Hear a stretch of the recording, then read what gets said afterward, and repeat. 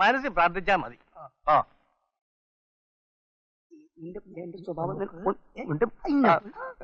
കഴിഞ്ഞ ആഴ്ചയിലെ കണക്കുകൾ കാണട്ടെ. കഴിഞ്ഞ ആഴ്ചയിലെ കണക്കുകൾ കാണട്ടെ. മറ്റേ ഫയൽ എടുക്ക്. ഈ ഫയലുണ്ട്. ഇതോ ഇതല്ല. എന്താ കണക്ക് ചോദിച്ചപ്പോ രണ്ടുപേരും കൂടി തപ്പുന്നത്? അല്ല, ധനകാര്യം മൂപ്പരല്ലേ, മൂപ്പർ ആദ്യം കണക്ക് വെക്കട്ടെ. അത് പറയാൻ താനാരാ? അല്ല, ഈ താൻ ആരാന്ന് ചോദിക്കാൻ നിങ്ങൾ രണ്ടുപേരെയും കൊണ്ട് ഞാൻ തോറ്റു. എന്താ ഗതാഗതത്തിന്റെ കണക്കെട്? ഗതാഗത വകുപ്പ് നമ്മളാണ് കൈകാര്യം ചെയ്യുന്നത് വെച്ച് കണക്ക് ബോധ്യപ്പെടുത്താൻ നമ്മളെക്കാൾ ബാധ്യത ധനകാര്യം കൈകാര്യം ചെയ്യുന്ന ഈ കോശാനാണ്. എനിക്കിനി വയ്യാട്ടോ. ഇത്രയും കാലം ധനകാര്യം ഞാൻ അന്തസ്സായിട്ട് കൈകാര്യം ചെയ്തു. ഒരു ചില്ലി കാശിന്റെ കൈക്കൂലിയോ വെട്ടിപ്പോ ഞാൻ നടത്തിയിട്ടുണ്ടോ? ഈ കോഴിശ്ശേരി തറവാട്ടിലെ കാരണവരായ കുറുപ്പ് മുതലാളിന് ഇവിടുത്തെ ഗതാഗത വകുപ്പിന് അള്ളാണ് സേവിച്ച് സേവിച്ച് നിങ്ങളത് നോക്കി നമ്മളെ എല്ലും തോലായി. നിങ്ങളിത് കാണണ്ടോ മുതലാളി? എല്ലും തോലും. കണക്ക് ആവശ്യപ്പെടുമ്പോ എപ്പോഴും വഴക്കും വക്കാണവും. നിങ്ങൾ ആരാ എന്റെ കാര്യസ്ഥന്മാര് തന്നല്ലോ. എന്നാ ഒരു കാര്യം ചെയ്യണം, അടുത്ത ആഴ്ച മുതൽ എല്ലാ കണക്കുകളും എന്നെ ബോധ്യപ്പെടുത്തണം. അതും പകല്, രാത്രിയുള്ള ഇടപാടേ വേണ്ട. നിങ്ങളൊരു കാര്യം ചെയ്യണം, എന്റെ അനന്തരവന്മാരില്ലേ രാകേഷും രമേഷും, എത്രയും വേഗത്തിൽ അവരെ കത്തയച്ചു വരുത്തണം.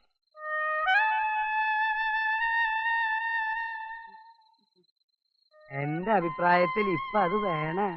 എന്റെ അഭിപ്രായത്തിൽ അതിപ്പം വേണം. അതിനുള്ള ഏർപ്പാട് ചെയ്യും.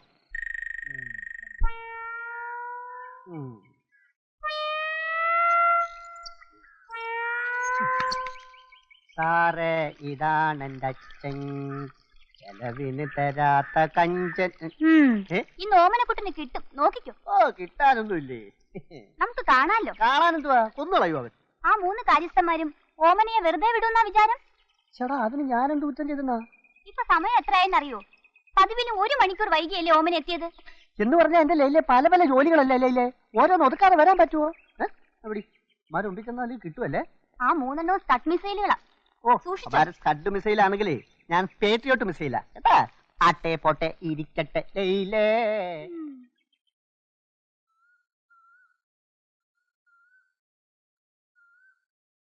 നീ ഞങ്ങളെ പറ്റി എന്താ ധരിച്ചത്? നിനക്ക് തോന്നുമ്പോ കയറി വരാനും തോന്നുമ്പോ ഇറങ്ങിപ്പോവാനും ഇതെന്താ സത്ര? മര്യാദക്ക് ഞങ്ങൾ പറയുന്നത് അനുസരിക്കുന്നതാണ് നിനക്ക് നല്ലത്. അങ്ങനെ വരട്ടാതെ കോശി സാറേ കേട്ടാ. ഞാനും ഈ നാട്ടുകാരൻ തന്നെ. പിന്നെ കോട്ടുളിക്കാരും കുതിരവട്ടക്കാരും അത്ര മോശക്കാരൊന്നുമല്ല. മര്യാദ കൊടുത്ത് മര്യാദ വാങ്ങണം, അതാ എന്റെ മര്യാദ. എന്നാ നീ ഒരു കാര്യം ചെയ്യ്, കുറച്ച് മര്യാദ എനിക്കിതാ. ഞാൻ കുറെ മര്യാദ ഒരു ചാക്കി കെട്ടി നിനക്ക് അങ്ങോട്ട് തരാം. അതെ, നീ ഒരു ചെത്തുകാരനാ. ചെത്തുകാരന്റെ നിലയ്ക്ക് എന്താ മതി. ഓഹോ, അപ്പൊ എല്ലാരോടെ ചേർന്ന് എന്നെ മരിക്കാൻ നോക്കല്ലേ? അതൊക്കെ മനസ്സിൽ വെച്ചിരുന്നാ മതി.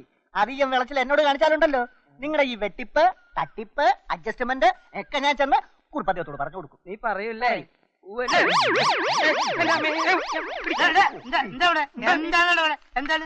എന്തോ എനിക്കറിയില്ല. ചേട്ടൻ വെറുതെ ഇങ്ങനെ ചുറ്റിത്തിരിഞ്ഞ് കളിക്കുന്നു. പിന്നെ ഇത് രാകേഷും രമേഷിന്റെ കത്താണ്. ഇതാ പോസ്റ്റ് ഓഫീസിൽ പോയി പോസ്റ്റ് ചെയ്തിട്ട് വേഗം കൊണ്ട് വാ.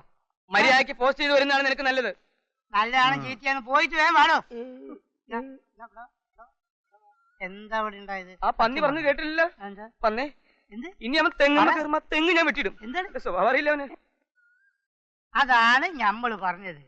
ഒരു ചെത്തുകാരൻ വിചാരിച്ച ഒരു തെങ്ങിന് കേടുപാട് പറ്റിയ ഓനെ കൊണ്ട് കഴിയും. ഞമ്മളൊരു ചുക്കില്ലേ ഓനെ കൊണ്ട് കഴിയൂല. എനിക്ക് ഒന്നേ പറയാനുള്ളൂ. എന്താണ്? ഒത്തുപിടിച്ചാ മലയും പോരും. ഇവിടെ മലയും കുന്നൊന്നുമല്ല പ്രശ്നം. ഞമ്മക്ക് ഈ തറവാട് കുളം കോരണം, അതാണ് പ്രശ്നം. അതിന് ഞാൻ ഒരു ഉദാഹരണം പറഞ്ഞതേ ഉള്ളൂ. ആയിക്കോട്ടെ.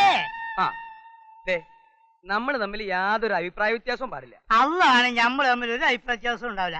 അഥവാ ഉണ്ടായാൽ തന്നെ ഈ നമ്മളെ ബാപ്പനെ പട്ടിന്ന് വിളിച്ചാ, ബാപ്പനെ വിളിക്കില്ല, ബാപ്പനെ പട്ടിന്ന് വിളിച്ചോ. ഏറ്റല്ലോ? ഏറ്റ്. എന്താ എനിക്കൊരു സ്വകാര്യം? ഒരു ഉമ്മ തരാനാണ്. ഉമ്മ? എന്തൊരു നാറ്റം. അത് അപ്പൊക്ക് പണിഞ്ഞി ഉമ്മ വെക്കുമ്പോഴൊക്കെ കറുത്ത്. എവിടേക്ക്?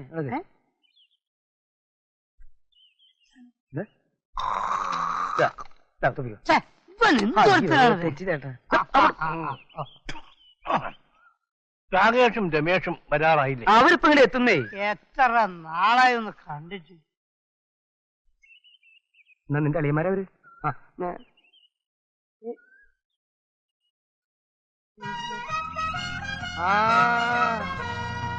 വരുന്നു.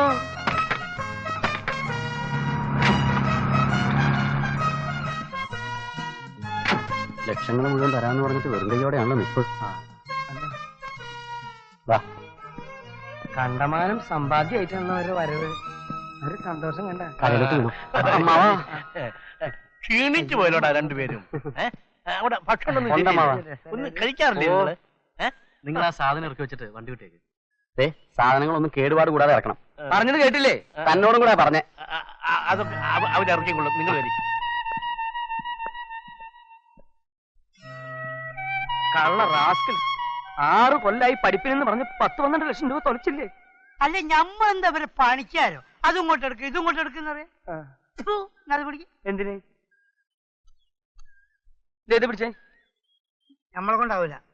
ഇത് പിടിക്കാൻ പറഞ്ഞില്ലേ? എന്നെ കൊണ്ട് കഴിയൂല. എന്ത് കോമ്പാളി ഓടിക്കും. പിന്നെ കോമാല പിടിക്കുന്ന നിന്റെ മറ്റേ ഞാൻ ഇത് പിടിക്കട്ടെ.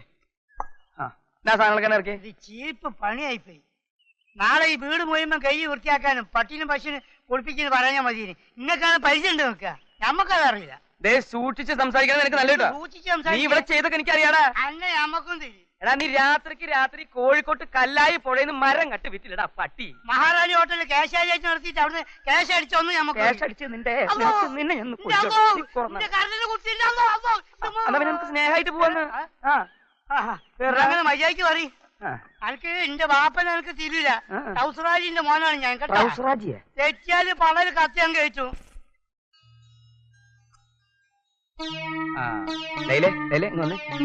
ഒരു കാര്യം പറയാനുണ്ട്. അങ്ങോട്ട് വന്ന്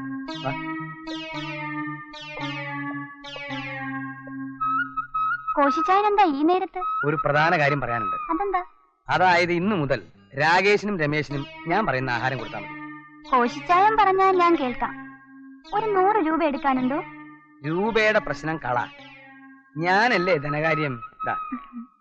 കോശിച്ചായൻ പൊയ്ക്കോളൂ, അത് ഞാൻ ഏറ്റു. വാരല്ലേ മോളെ, ഞാൻ പറയണത് കേട്ടാ മതി. ഓ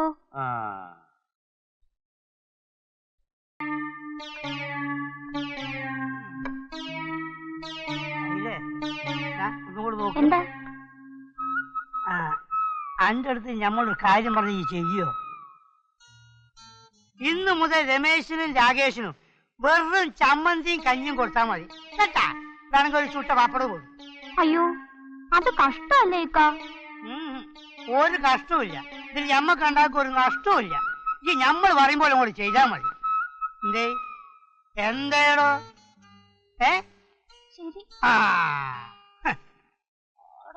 മലയാളി ഒരു കാര്യം ചെയ്യും. ഞമ്മളെ പുറയിലേക്കുള്ള മരം ഇറക്കേണ്ട ശേഷം മതി ഞമ്മളെ മുതലാളിന്റെ എസ്റ്റേറ്റിലേക്കുള്ള മരം ഇറക്കാൻ കേട്ടാ. അല്ല അത് അല്ലാന്ന് മരം വാങ്ങി കുറച്ച് ചെമ്മീൻ കിട്ടിക്കുന്ന കൊടംപുളിയും കൂടി കിട്ടി അതിട്ട് ബെക്കേന്ന് പറയണ മുതലാളി. ഞമ്മളിപ്പോ വരെ അറിഞ്ഞ അവിടെ ഹോട്ടലുകാർ വന്ന് വലിയ അടി നടത്തുക. രാകേഷും രമേശും കൊണ്ടുവന്ന സാധനങ്ങളൊന്നും അവരുടെ സ്വന്തമല്ല, മോഷ്ടിച്ചതാണെന്ന്. ഇത് വെച്ച് നമുക്ക് അവരെ ബ്ലാക്ക് മെയിൽ ചെയ്താലോ? എന്താ ഇവിടെ ഇരിക്കുന്നേ? അല്ല ഞാൻ ആലോചിക്കും. അവസാനം തെങ്ങിന് താഴെ വന്നപ്പോഴാ അമ്മ അല്ല അമ്മൂമ്മയാന്ന് മനസ്സിലായത്. ഇവരാളൊരു ഭയങ്കര അവനെ പോയി മറ്റേ സംഘടിപ്പിച്ചോണ്ടോ. ഞാനിപ്പോ കൊണ്ടുവരാം. വേഗം വേഗം പറഞ്ഞു കേട്ടോ. അവന്റെ ചെറുപ്പത്തിലെ സ്വഭാവം ഇപ്പോഴും മാറിയിട്ടില്ല. നിങ്ങളെങ്ങോട്ടാണ് പോണ? ഇതാന്ന് രണ്ടാൾക്കാർ പിന്നെ ഇതെന്താണ് പന്നി കുട്ടികളോ?